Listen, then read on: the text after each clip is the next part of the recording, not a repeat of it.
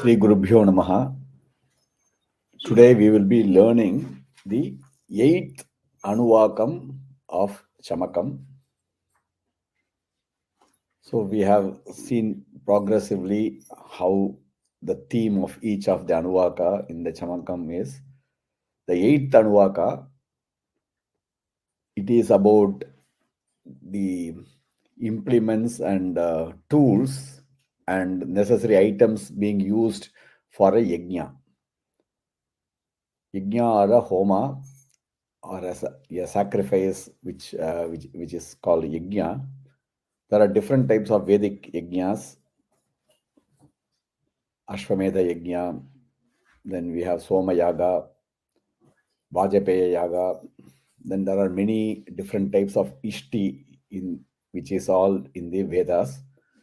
So to do all of many, like every different types needs different types of vessels, different types of spoons or chamas, like the sruvam, the vasordhara, there are, each one is different. Now we use what we call the sruk and sruvam. So the sruk is the slightly bigger one, the sruvam is a smaller offering. So the Vedas require different types of such spoon or such implements to be used for specific ahutis. So for some ahutis we have to use this sruk for, but every ahuti normally we have to use the sruvam. That is for one type of yajna, but there are different types of yajnas, different types of implements are used, and this is about this adhyaya is about what you have to use. So the idhma is the firewood. First it starts with the firewood, because without a firewood you cannot do yajna. So that is why it starts. But these are all different types of the spoon. I'm saying spoon. It's normally we have, like we only say sruk and sruvam. It is what I use to give the ahuti, the long, like with the wooden handle, where I take the ghee and then offer. That is what is called the sruvam. And the bigger one is sruk, and then the vasordhara is the long handle. Look, these are all different types which you all know, you have seen. So that is why I just wanted to say, so that you can relate. And also different types of vessels. For Rajya Patra, for Rajyam keeping, we keep a special vessel. And there are other vessels required for many of the yajnas. But most of them are, because if those yajnas are not being performed, because we rarely do such yajnas like Soma Yaga or Vajapeya, so they are not that much, I would say, relevant for us, because we are not doing. But for those who are doing all those yajnas, this adhyaya is very relevant. Om Sri Gurubhyo Namaha Harihi Om. Om Sri Gurubhyo Namaha Harihi Om. Om Sri Gurubhyo Namaha Harihi Om. Idhmascha me. Idhmascha me. Idhmascha me. Barhischa me. Barhischa me. Barhischa me. Vedischa me. Vedischa me. Vedischa me. Dhishniyascha me. Dishniyascha me. Dishniyascha me. Idhmascha me. Barhischa me. Idhmascha me. Barhischa me. Idhmascha me. Barhischa me. Vedischa me. Dhishniyascha me. Vedischa me. Dhishniyascha me. Vedischa me. Dishniyascha me. So the Dhishni, the Dha is the fourth Dha. Dhishni. Dhishni. Vedischa me. Dhishniyascha me. Vedischa me, Dhishniyascha me, Vedischa me, Dhishniyascha me. Idhumascha me, Barhischa me, Vedischa me, Dhishniyascha me. Idhumascha me, Barhischa me, Vedischa me, Dhishniyascha me. Idhumascha me, Barhischa me, Vedischa me, Dhishniyascha me. Idhumascha me, Barhischa me, Vedischa me, Dhishniyascha me. Idhumascha me, Barhischa me, Vedischa me, Dhishniyascha me. Idhumascha me, Barhischa me, Vedischa me, Dhishniyascha me. So you have to note how, like, the subtle sound of how we say barhi. It's not barhi. I don't say barhi. Idhumascha, and it is also not bari. Re also. It is in. It just gives like the. It's ir. You just give a slightly more elongated sound. Idhumascha me barihis bar. Yeah.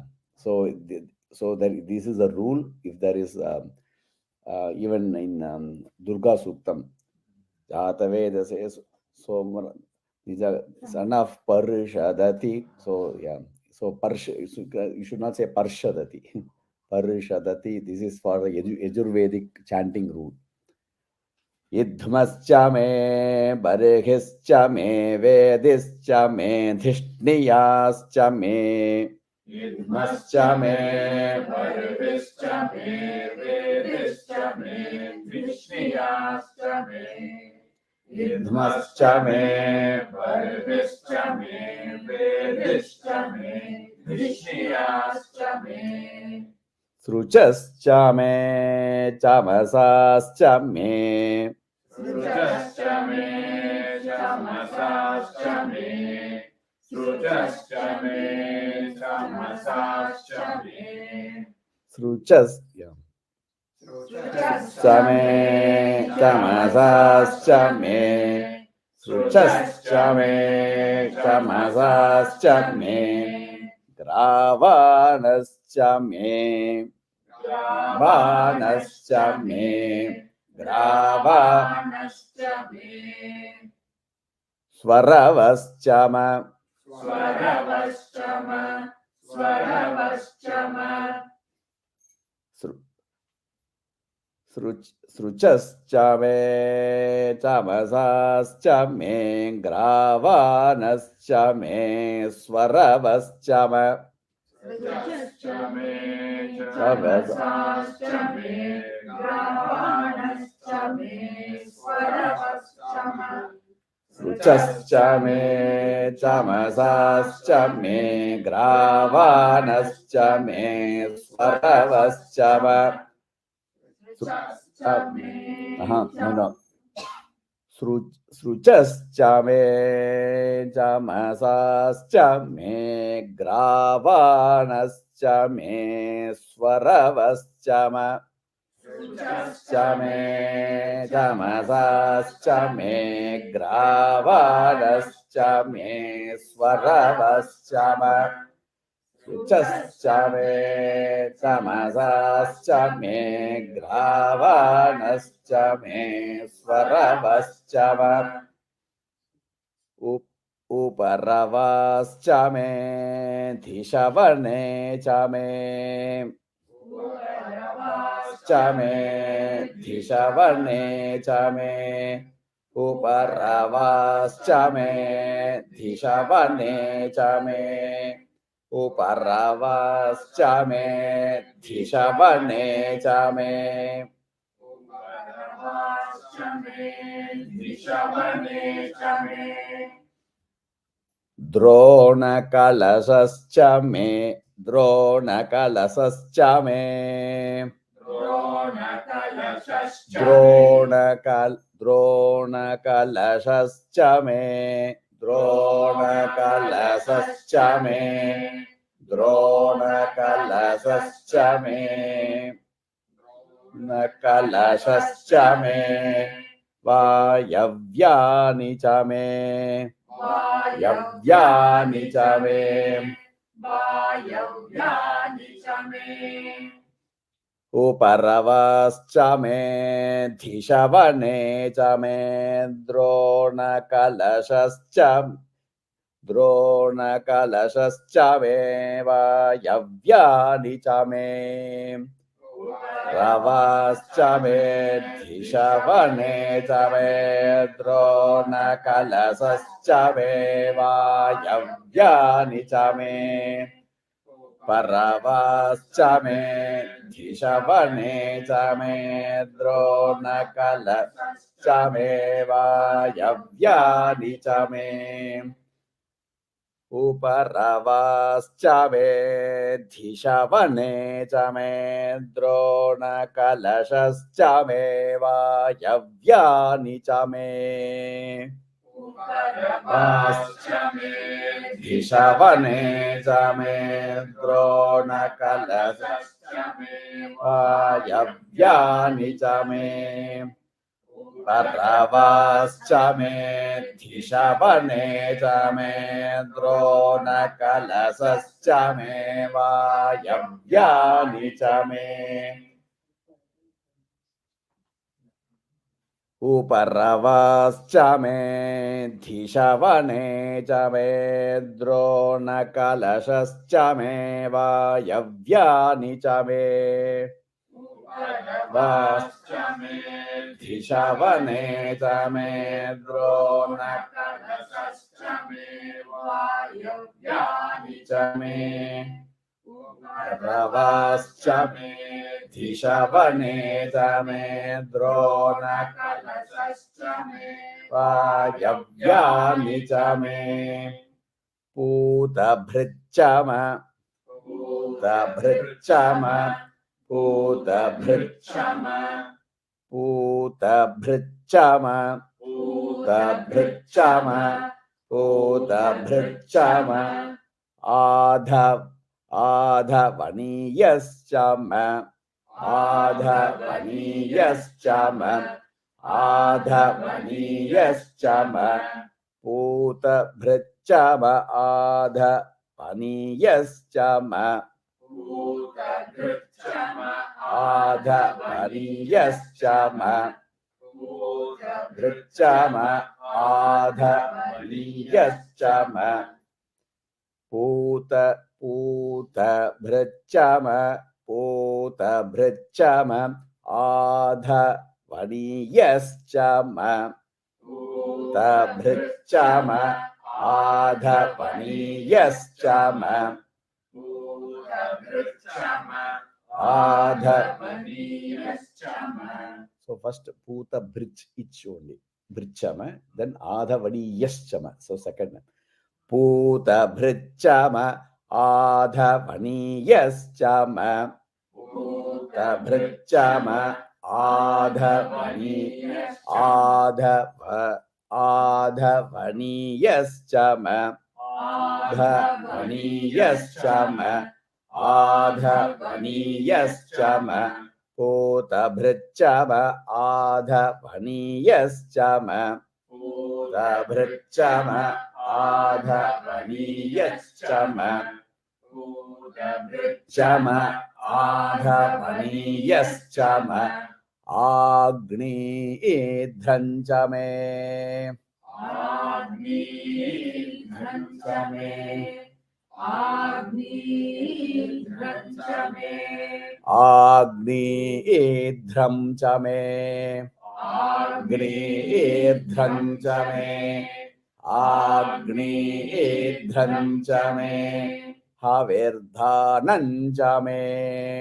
Havirdhanancha me. Havirdhanancha me. Putabhrichama. Adhavaniyascha. Agni idhancha me. Havirdhanancha me. Putabhrichama. Adhavaniyascha. Agni Dhancha me Havirdhanancha me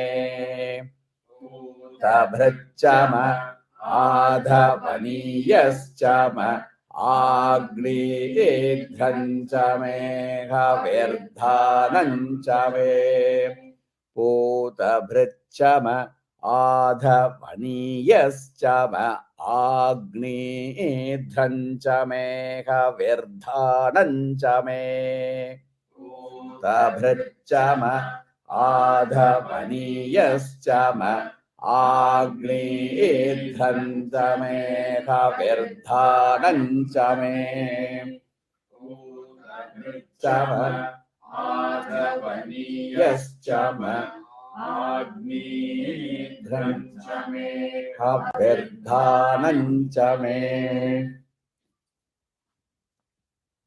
Grihascha me Grihascha me Grihascha me Sadascha me Sadascha me Sadascha me Grihascha me Sadascha me Grihascha me Sadascha me Grihascha me Sadascha me Purodascha me Purodascha me Purodascha me Pachatascha me Pachatascha me Pachatascha me Pachatascha me Vabhritas Pachatascha me Avabhritascha me. So it will come, it will join Avabhrita, right? So these are all, I said, like Drona Kalasham. The Kalasham is a specially shaped Kalasha, so that it's called Drona Kalasha. So we all see one type of Kalasha, but for the Yajna they use different shapes of Kalasha. Yeah, the specific purposes in most, we don't use, I said, like in the yagas, they will use specific purposes. Because we are not doing any of those yagas, the Vedic yagas, so we are not using any of those. Yeah, yeah. Still, it may be, it's very rarely it is all performed. So yeah, Somayaga they did, but there are even for Somayaga, not everything may be used. There are so many different types of yagas are there. So if we say Chamakam, we get all the benefits out of this. Yeah, Agni, then Havirdhanam is the when we do the Havis. Havis is Havirdhanam. So Havis is the cooked rice we use. Then Grihashchame is the house. Then Sadaschame is in a group setting you are doing. So you are doing alone and you are doing in a group. Then Purodasha is again one type of offering. The Havis in a different types. It's called Purodasham. Pachatashtama is some of the offerings actually it is cooked in the yajna. So sthali, there's a daily ritual called sthali pakam, which yajamana, like after the marriage they do. So the rice is cooked in the fire, in the agni, the whole rice. They will just the rice has to get cooked. And then that cooked rice, so that is a pachatasa is the cooked rice, which is cooked in that yajnashala. Is it part of Upasana? Yeah, it's similar. Yeah, it's not Upasana, it's uncooked rice is offered. So that is the only difference. But mantras are different. But in Upasanam, you offer actual rice with uncooked. In Sthali Pakam, the same uncooked rice is actually cooked in the same heat of the Homa Agni only. So you have to cook in the same Agni. You cannot use a stove separately to cook that. So that is, then after all that, then there is, at the end, there is a snanam has to be done at the end of the yaga, where the Yajamana, they will do the full Purna Abhishekam, or with all the kalashas, the Abhishekam is done, or snanam. So they will take a bath with that. Normally, you can, after a yajna, you cannot take bath. The only exception is this Avabhrita Snanam. When the same Snanam, this bath is used with the same water, which is actually energized water. So these are all the how a yajna or yaga is done. So that is the eighth Anuvaka. What is the shape of this kalasa? There are different shapes. Like with no today, nobody like they like you can only you can all guess only. So Pūtabhriccame ādhavanīyascama Agni-dhrancame havirdhanancame Pūtabhriccama ādhavanīyascama Agni-dhrancame havirdhanancame Pūtabhriccama ādhavanīyascama Agni-dhrancame havirdhanancame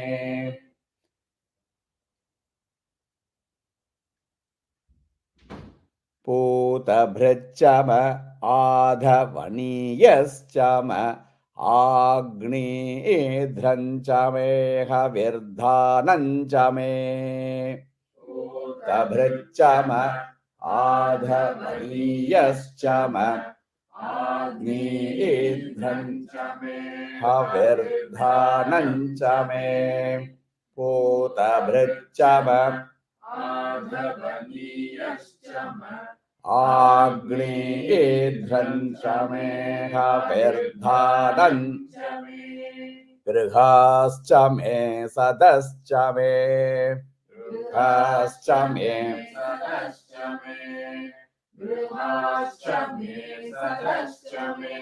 Purodāsāscame pacatāscame Purodāsāscame pacatāscame Purodāsāscame pacatāscame Grihāscame sadascame Purodāsāscame pacatāscame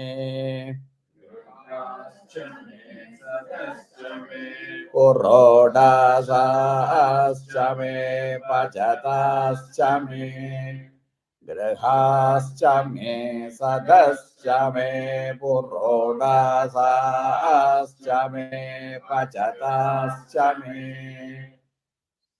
Pacatāscame vabhritascame svagaka Pacatāscame vabhritascame Pacatāscame vabhritascame Pacatāscame vabhritascame Pacatāscame Pacatāscame then avabhritascame, right? So the ava, you should not say that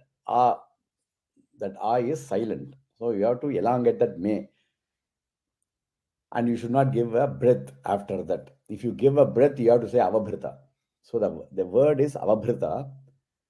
When you say it together, it becomes, so the way you have to say is pacatāscame vabhritascame Pacatāscame vabhritascame Pacatāscame vabhritascame Pacatāscame vabhritascame Pacatāscame vabhritascame Pacatāscame vabhritascame Pacatāscame vabhritascame Pacatāscame vabhritascame Pacatāscame vabhritascame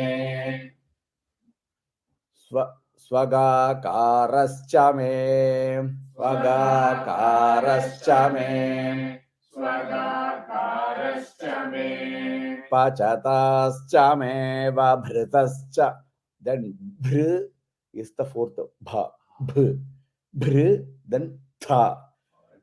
Pachatascha me vabhritascha me.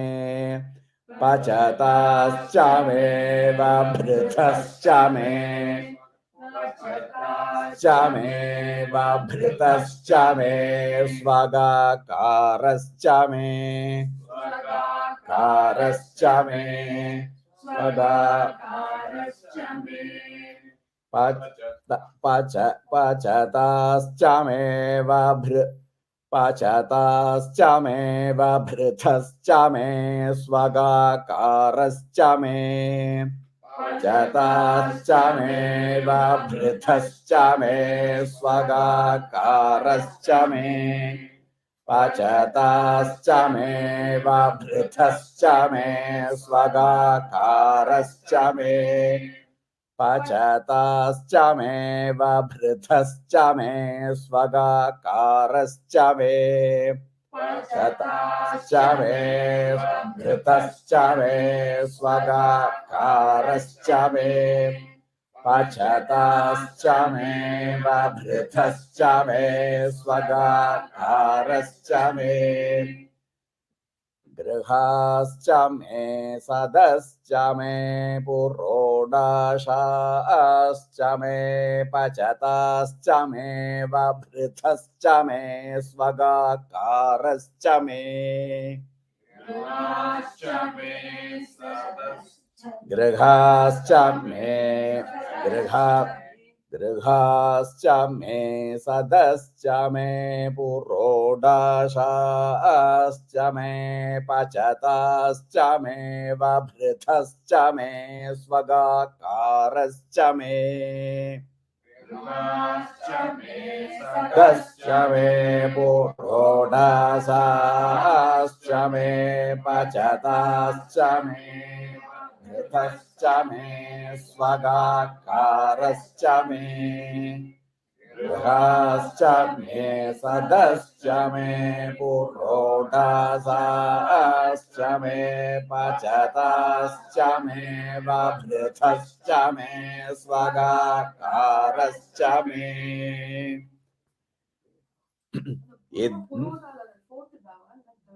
Third da, Puroda. It's only soft. Yeah. It's not Mahaprana, it's Alpa Prana. Yeah.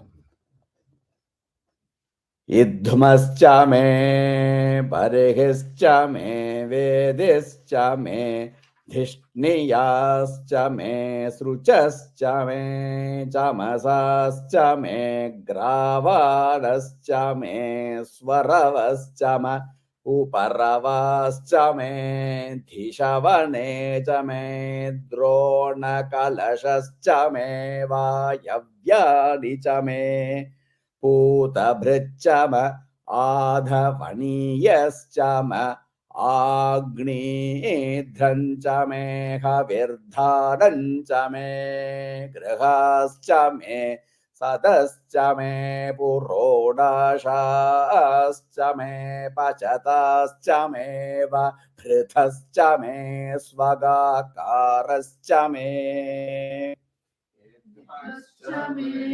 Barihischa me Vedischa me Dhishniyascha me Sruchascha me Tamasascha me Gravanascha me Varavascha me Uparavascha me Dhishavane cha me Dronakalascha me Vayavyani cha me Putabhriccha me Adhavaniyascha me Agni Dhrancha me Havirdhanancha me Grihascha me Sadascha me Purodashascha me Pachatascha me Vabhritascha me Svagakarascha me. Yeah.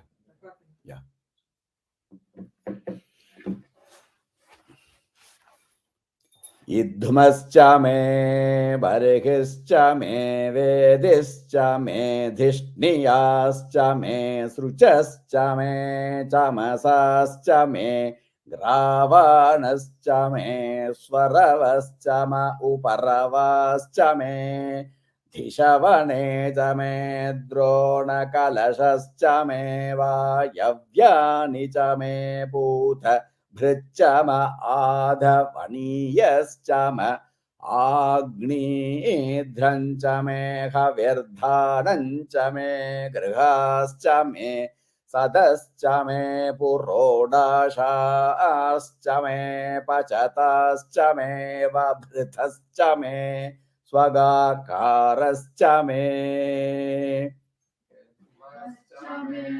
Varghascha me Vedascha Niyascha Sruchascha me Tamasascha me Gravanascha me Svaravascha ma Uparascha me Dhishavane me Dronakalasascha me Vayavyani cha me Putabhricha ma Adhamaniyascha ma Agni Dhrancha me Havirdhanancha me Grihascha me Sadascha me Purodasascha me Pachatascha me Vabhrithascha me Swagakarascha me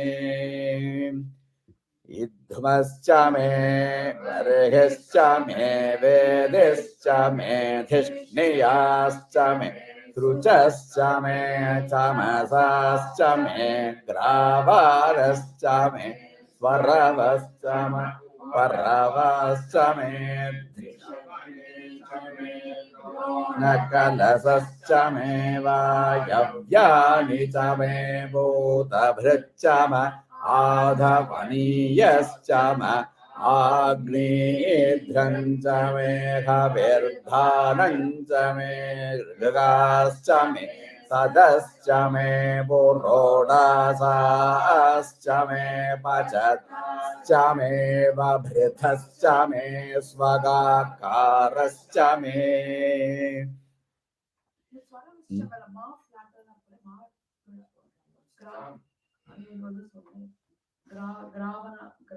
Grava. Tamasascha me Gravanascha me Svaravascha me Swara Raisab Swaravascha me Swaravascha ma U. Until that you should not change. Swaravascha ma Uparavascha me Dhishavane cha me. Like that. Uparama Ra, yeah. Upara, Upara, yeah. Upara, Ra comes, yeah. Yeah, yeah. Upara, Swaravascha, Gravanascha me, Swaravascha ma Uparavascha me. Gravanascha me Swaravascha ma Uparavascha me Dhishavane cha me. Yeah. I will say once. Idhmascha me Varghascha me Vedascha me Dhishniyascha me Sruchascha me Tamasascha me Gravanascha me Swaravascha ma Uparavascha me Dhishavane cha me Drona Kalashascha me Vayavyani cha me Bhuta Bhricha ma Adhavaniyascha ma Agni Dhrancha me Havirdhanancha me Grihascha me Sadascha me Purodashascha me Pachatascha me Vabhrithascha me Swagakarascha me. I will again say Idhmascha me Varghascha me Vedascha me Dhishniyascha me Sruchascha me Tamasascha me Gravanascha me Swaravascha ma Uparavascha me Dishavane chame drona kalashas chame vayavyani chame puta bhrachama adhavaniyas chame agni dhranchame khavirdhananchame grihas Sadascha purodashascha me pachatascha me vabhrithascha me swaga karascha me Vargishcha me, Vedishcha me, Dishmiyascha me, Sujashcha me, Tamasascha me gravadascha me svaravascha me paravascha Dishavane chame drona kalasascha me vayavyani chame bhuta bhrachama adhavaniyascha agni dhranchame khavirdhananchame grihascha me sadascha me purodasha Chame pachatascha vabhrithascha swagakarascha So we will now do the. So you practice please 10-15 times from the video, then you can get it. So we'll see you in the next class.